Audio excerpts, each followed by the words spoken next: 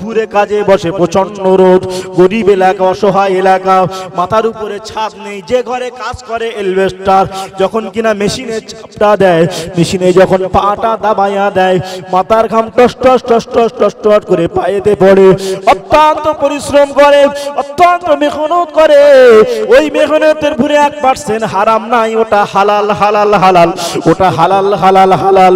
একটুখানি কষ্ট হচ্ছে, মনে একটুখানি বেদনা হচ্ছে, হারে বড্ড কষ্ট লাগছে, হাতের কাছে ডিজে বক্সটা আছে, একটুখানি ওই কিনা হিন্দি গানটা বাজিয়ে দিয়েছে, বাংলা সুপারহিট গানটা বাজিয়ে দিয়ে একটুখানি মনে মনে তৃপ্তি পাচ্ছে, আনন্দিত হচ্ছে, ওই গানটা ছেড়ে দিয়ে মেশিনে আরো জোরে জোরে চাপ দিচ্ছে, মনে একটু শান্তি পাচ্ছে, মনে একটু তৃপ্তি হচ্ছে। আল্লাহ নবী জানিয়ে দিলেন, এ যুবকেরা, তুমি যে ওই মেশিনে চাপ দিয়ে মনে মনে তৃপ্তি পাও, আনন্দিত হও, আমি নবী জানিয়ে দিলাম গান শোনা হারাম। ওই হারাম গান শুনে যখন তুমি মেশিনে চাপ দিয়ে আনন্দিত হচ্ছ, ওই হালাল ইনকামটা সঙ্গে সঙ্গে হারাম হয়ে যায়। বসিরাতের আল্লামা খিন্দ্র গুলামির রহমাতুল্লাহ আলাইহি তিনি ফতোয়া আমিনিয়ার ভিতরে লিখেছেন, যদি কোনো মুসলমান গান শুনে মনে মনে তৃপ্তি পায়, ওই মুসলমানটা মুসলমান থাকে না, ওই মুসলমানটা বেঈমান হয়ে যায়। ওই অবস্থাতে যদি ওর কিন্নির সঙ্গে মেলামেশা করে, বাবার কাছে যে সন্তানটা হবে, ওটা যারও সন্তান হবে, ওটা হারামজাদা হবে। ওই অবস্থাতে যদি মারা যায় বিনা তওবায়, ওই ব্যক্তি জানাজা নামাজ পড়া যাবে না। মুসলমানের ঘরের ছেলেকে দেখতে পাবেন, 1 জানুয়ারি বলুন, 17 জানুয়ারি, 16 জানুয়ারি বলুন, 26 ফেব্রুয়ারি বলুন, 16 জানুয়ারি বলুন, 16 ডিসেম্বর যাই বলুন না কেন, 26 জানুয়ারি বলুন, আমাদের ঘরে যুবক ছেলেরা নেড়া কুকুরের মতো নেড়ি কুকুরদেরকে নিয়ে ড্যাং ড্যাং ড্যাং ড্যাং করে হিন্দি গান বাজায়, কখনো চলে যাচ্ছে কেল্লাতে, কখনো চলে যাচ্ছে বকখালিতে, কখনো চলে যাচ্ছে দীঘাতে।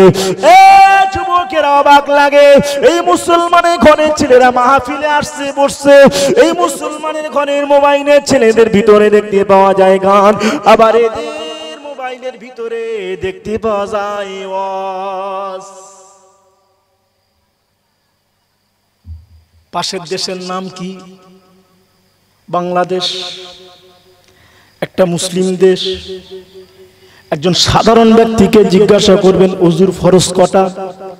আমি বাংলাদেশে 2025 সালের শেষের দিকে গিয়েছিলাম, 20 দিন ছিলাম ওখানে। বেশে 8টা থেকে 10টা প্রোগ্রাম করে দেশে ফিরেছি। আল্লাহ আমাকে দ্বারা করিয়েছেন। কেন বলছি? নিজের পাবলিসিটি করছি না, আমি আপনাদের ঘরের ছেলে।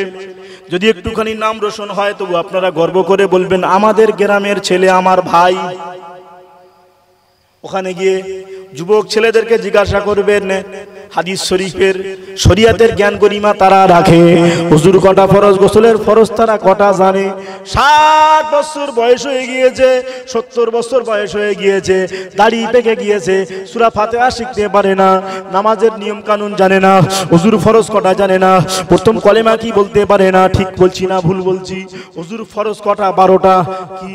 হাত ধোয়া, মুখ ধোয়া, নাভি ধোয়া, হাঁটু ধোয়া, পা ধোয়া, কান ধোয়া, চুলের গোড়ায় দেওয়া। 13টা হয়ে গেছে। হুজুর আরো জানি, বলতে পারি কিন্তু বলবো না। গোসল ফরজ কি জানে না। 9টার সময় উঠে 10টার সময় উঠে তারা গোসল করে। বাবা যুবকেরা 60 বছর বয়স হয়ে গিয়েছে, সূরা ফাতিহা এখনো শিখতে পারে না। কাঁচা বাদামের গান সেই লকডাউনে এখনো পর্যন্ত চাচার মুখস্থ পানের দোকানে বসে বসে শোনায়। এ তো জাতির লজ্জা। কোনো জলসা বাদ দেয় না। বলছে বাপ মায়ের সঙ্গে, মানে ছেলে বাপ মায়ের সঙ্গে জেনা করছে, বলছে সুবহানাল্লাহ। শরিয়াতের ন্যূনতম জ্ঞান,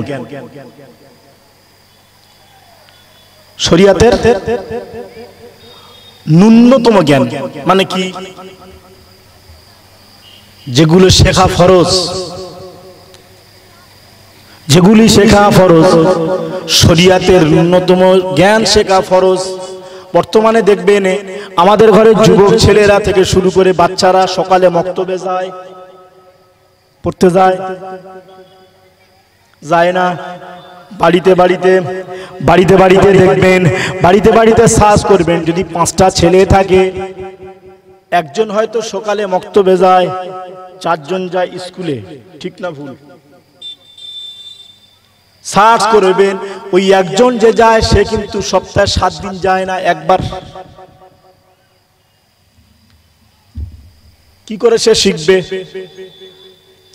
ও ভাইয়ানেরা, আল্লাহ নবী বললেন, এ সাহাবীরা শুনে রেখে দাও, তোমাদের শেখা লাগবে। ওই শেখার জন্য আল্লাহ পবিত্র কোরআন শরীফের ভিতরে বললেন, ইকরা বিসমি রাব্বিকাল্লাযী খলাক। আল্লাহ পাক বলছেন, ইকরা, নবী তুমি পড়ো, জোরে বলুন সুবহানাল্লাহ। আমার নবী বলেছেন, আমার নবীকে আল্লাহ বলেছেন, কুল হাল আস্তাবিল্লাযিনা ইয়ালামুনা মা লা তা'লামুন। এ নবী, যারা জানে এবং যারা জানে না তারা কি কখনো সমকক্ষ হতে পারে না? হতে পারে না। আল্লাহ নবী বললেন, উতলুবুল ইলমা মিনাল মাহাদি ইলাল লাহাদ। এ আমার উম্মতেরা, তোমরা দোলনা থেকে নিয়ে কবরে যাওয়া পর্যন্ত শিক্ষা অর্জন করো। শিক্ষাই হলো জাতির মেরুদণ্ড, শেখা ছাড়া কোনো গতি নাই। শেখা ছাড়া কোনো গতি নাই, শিখতে হবে। এটাও একটা শেখার জায়গা, প্ল্যাটফর্ম আপনাদের জন্য, একটা স্কুল। অ্যাজ এ টিচার হিসাবে আমি একজন শিক্ষক, যতক্ষণ আছে আপনাদের সামনে একজন শিক্ষক হিসাবে আপনাদের হাত জোড় করে বলছি, একটু জানেন, শেখেন। এই মুহূর্তে যদি আমার আপনার মরণটা হয়ে যায়, কবরে দেবে উত্তর আছে। খাতা কলম নিয়ে বসবেন, সারাদিনে কত ভালো কাজ করেছি, কত খারাপ কাজ করেছি, আল্লাহর দেওয়া হুকুমগুলো কটা মেনেছি, আর আল্লাহর দেওয়া নিষেধগুলি কটা কায়েম করেছি। এখন এই মাহফিলে আসার আগে,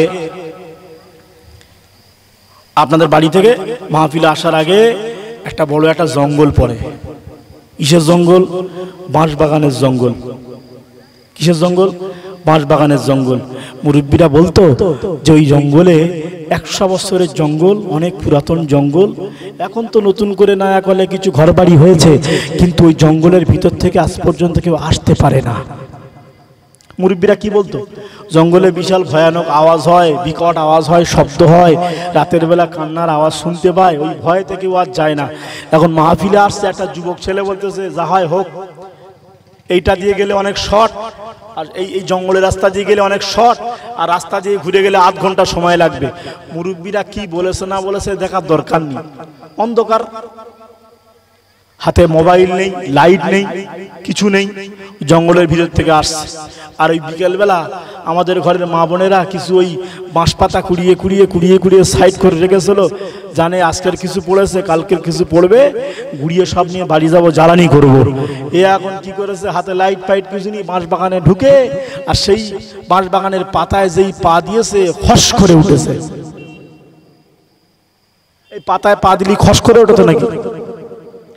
যেই খস করে উঠেছে, মনে করছে এই শালা শালি সেই জেন, এপার থেকে লাম মেরে ওপারে পড়েছে। যেই পড়েছে ছিল কাঁচা কঞ্চি, এইরকম তাক করা, গিয়ে লেগেছে কোথায়? চকি। সব পনাশ করেছে। চোখের 12টা বেজে গেছে। ঘরে এসে বলছে, হ্যাঁ সেই মুরব্বীরা বলেছিল, ঠিক বলেছিল।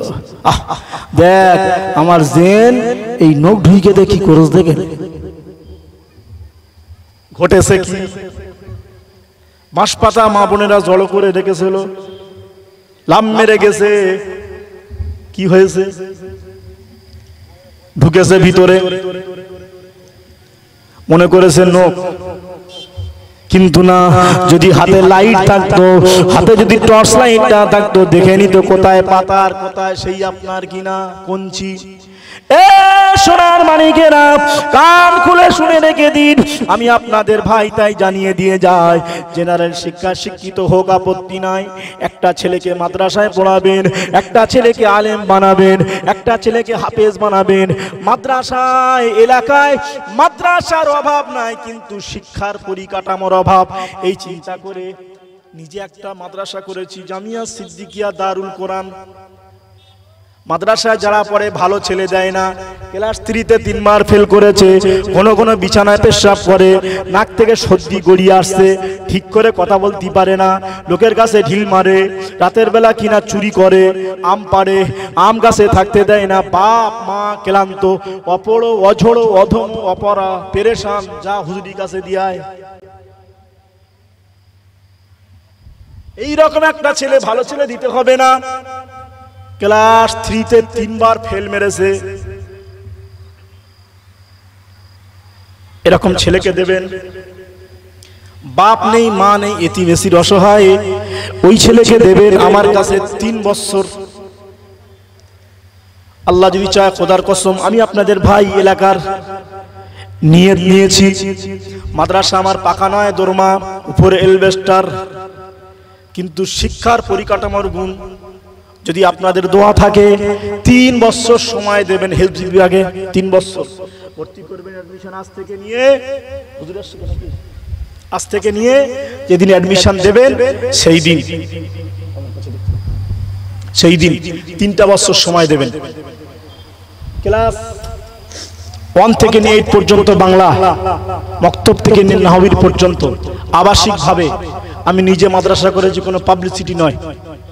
আল্লাহকে সাক্ষী রেখে, নবিয়ানা মাহফিল, আল্লাহকে সাক্ষী রেখে আমি এখানে আমার এলাকার আমার ভাইদের কাছে অনুরোধ করব, যে ছেলেটা পড়তে পারে না, বদমাশ দুষ্টু, ক্লাস 3-তে 3 বার ফেল করছে, আমার মাদ্রাসা আমার কাছে আমার ভাই হয়ে বিশ্বাস রেখে 3টে বছর দেবেন।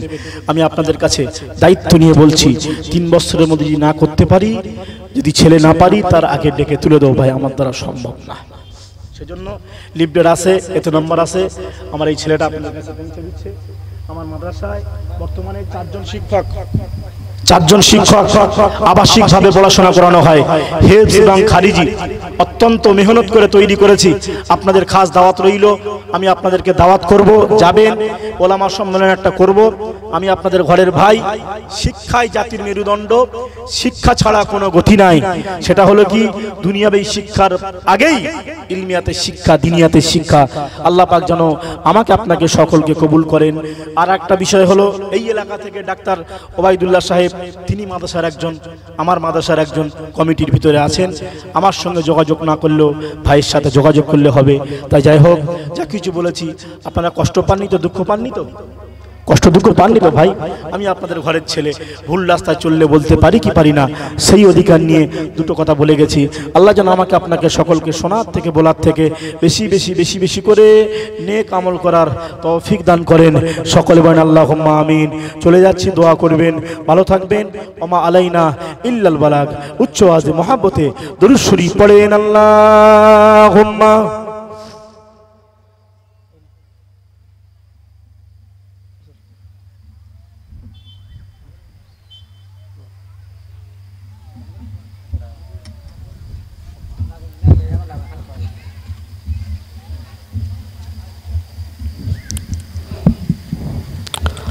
আসসালামু আলাইকুম ওয়া রাহমাতুল্লাহি ওয়া বারাকাতুহু। এখনো পর্যন্ত আমরা যারা রাস্তায় বাজারে ঘোরাফেরা করছি, প্রত্যেকে জান্নাতের বাগানে চলে আসি, নেকি কামানোর জায়গা চলে আসি। আল্লাহ রসুল বলেন, আহাব্বুল বিলাদি ইলাল্লাহি মাসাজিদুহা ওয়া আবগাযুল বিলাদি ইলাল্লাহি আসওয়াকুহা। পৃথিবীর মধ্যে শ্রেষ্ঠ জায়গা হলো মসজিদ, আর পৃথিবীর মধ্যে সবথেকে খারাপ জায়গা হলো বাজার।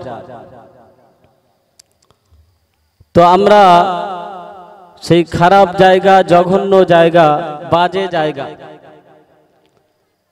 সেই জায়গায় লক্ষ্য করলে দেখা যায় লোক বেশি, আর জান্নাতের বাগানে দেখলে বোঝা যায় ময়দান খালি। এই জন্য করে আমি অনুরোধ করে বলবো, প্রত্যেকে জান্নাতের বাগানে চলে আসি। কোরআন বলছে, ইয়াকুলু ইয়া লাইতানি কদ্দামতু লি হায়াতি। কিয়ামতের ময়দানে মানুষ আফসোস করবে, আহারে দুনিয়ার বুকে বেঁচে থাকাকালীন যদি নেকি কামাতে পারতাম, তাহলে এই বিপদে মুসিবতে পড়তে হতো না। আল্লাহ পাকের কোরআন বলছে, বানানো কথা বলছি না। ইয়াকুলু ইয়া লাইতানি কদ্দামতু লি হায়াতি। তো হায়াত থাকা অবস্থায় কবরের সামান আমাকে তৈরি করতে হবে।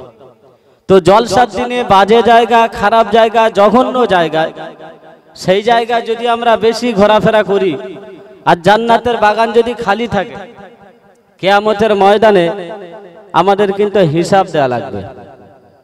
এই জন্য করে সময় নষ্ট না করে আল্লাহ পাকের কালাম বলছে, ইন্নাল মুবাজ্জিরিনা কানা ইখওয়ানা শায়াতিন। যারা সময় নষ্ট করে, টাকা পয়সা নষ্ট করে, এরা হলো শয়তানের ভাই। তো আমরা শয়তানের ভাই না হয়ে জান্নাতের বাগানে চলে আসি, নেকি কামানোর জায়গা চলে আসি। আউযু বিল্লাহি মিনাশ শাইতানির রাজীম। বিসমিল্লাহির রহমানির রহিম। আলহামদুলিল্লাহ আলহামদুলিল্লাহিল্লাযী জা'আলাশ শামসা ওয়াল কামারা বিহুসবান ওয়ান নাজমা ওয়াশ শাজারা ইয়াসজুদান ওয়া ফাদ্দালা জামানান আলা জামান কামা ফাদ্দালা আলা মাকানান আলা মাকান। ونشهد أن لا إله إلا الله وحده لا شريك له لا ضد له ولا ند له ولا مثل له. ونشهد أن سيدنا وحبيبنا ومولانا محمدًا عبده ورسوله الذي أرسله بالحق بشيرا ونذيرا وداعيا إلى الله بإذنه وسراجا منيرا. فقد قال الله تعالى في كلامه المجيد والفرقانه الحميد. يا أيها الذين آمنوا قوا أنفسكم وأهليكم نارا. قال رسول الله صلى الله عليه وسلم الظلم ظلمات يوم القيامة. وقال الله تعالى في كلامه المجيد والفرقانه الحميد. إن الله وملائكته يصلون على النبي يا أيها الذين آمنوا صلوا عليه وسلموا تسليما. اللهم صل على سيدنا مولانا محمد وعلى آل سيدنا مولانا محمد. আচ্ছা, দরুদ শরীফ পড়লে কি গুনাহ হবে? বলেন বলেন, দরুদ শরীফ পড়লে গুনাহ হবে কি? আমি তো বুঝতে পারছি আপনাদের মন খুব খারাপ। কেন? আমাদের কবরস্থানের জায়গাগুলো নিয়ে নিয়েছে বলে সরকার, এই জন্য করে। তো মন খারাপ করলে হবে না, এখন মন গরম করে রাখতে হবে। আমাদের তো দেয়ালে পিঠ থেকে গেছে, পায়ের তলায় মাটি আর নেই, তো মন না খারাপ করে আমাদের মন গরম করে রাখতে হবে। আর মন খারাপ করে ঝিমমারা হয়ে বসে থাকলে হবে না, এবার আমাদের অধিকার আমাদের ছিনিয়ে নিতে হবে। এতদিন করেছিলাম ইনকিলাব জিন্দাবাদ, আমরা খাবো তোমরা ভাত, যে করবে প্রতিবাদ ধর থাকবে মুন্ডু ভাত, ঠিক না ভুল? তো এখন আমাদের হাতে মারতে মারতে